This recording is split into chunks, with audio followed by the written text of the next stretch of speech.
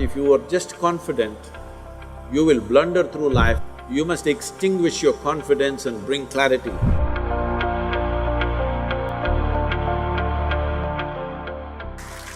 So, Sadhguru, you are so reverend and you are so cherished. Do you ever get a superiority complex? Right now, yes.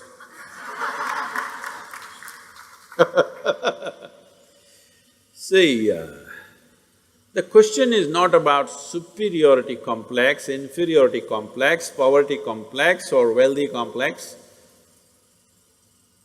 That you have a complex is a serious problem, isn't it? Whatever kind it is. What a complex means is, you have assumed something about yourself and you have concretized that assumption. In such a way, you make a bloody fool of yourself wherever you go. Do I look like that? Hello? Do I look like I'm making a bloody fool of myself with you? No. No. So, no complex of any kind. But then our confidence fluctuates every day. So, what do you have to say about that? Because I don't have any confidence about anything. I just have clarity. People think I have knowledge. No, my head is empty. That's why to make it look little substantial, I have a turban. It's totally empty always. But I have clarity. Clarity means what? You see things the way they are. Knowledge means what? You have fixed information about everything. If things have changed, you will not see it the way it is. That's as good as being blind. See, people think owls are blind. It's not true. Their vision is far more sensitive than yours. But because of sunlight, they're blinded because it's too much. When light goes down, he sees very clearly.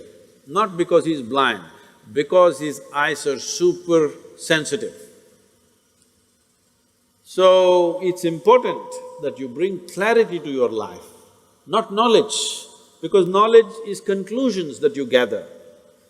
Knowledge is okay when you're trying to do something physical, material in the world, but not with life. Is it true what you thought was absolute at the age of 12, today is not true? Yes or no?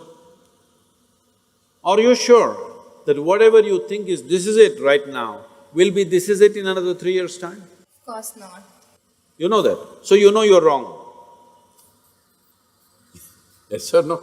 Yes. So you know anyway you're wrong, so why assert the wrong things?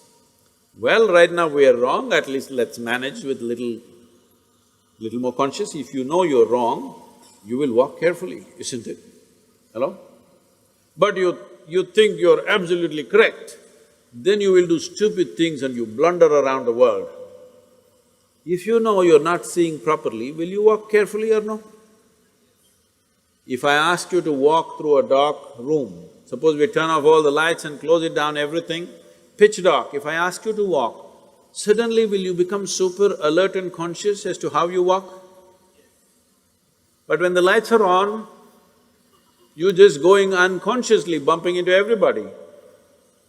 So if you learn to walk every moment, like there are no lights and you're looking at everything absolutely carefully, then what you see clearly, you go through it, what you don't see clearly, you hesitate, some places you take a little bit of chance.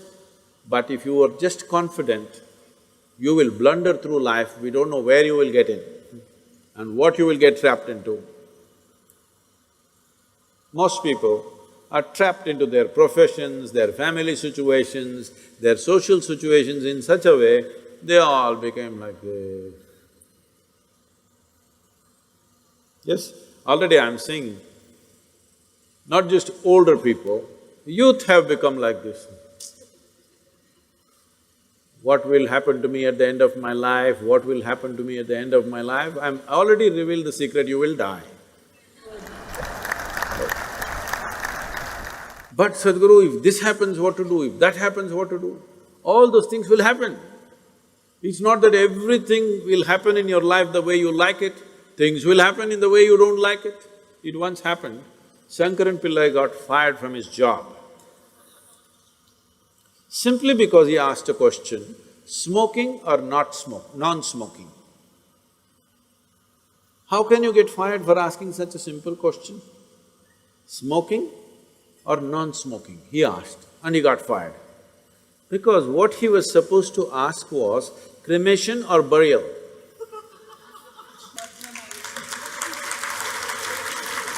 So, many times what you do, thinking I'm right, may be irrelevant to the situation in which you exist.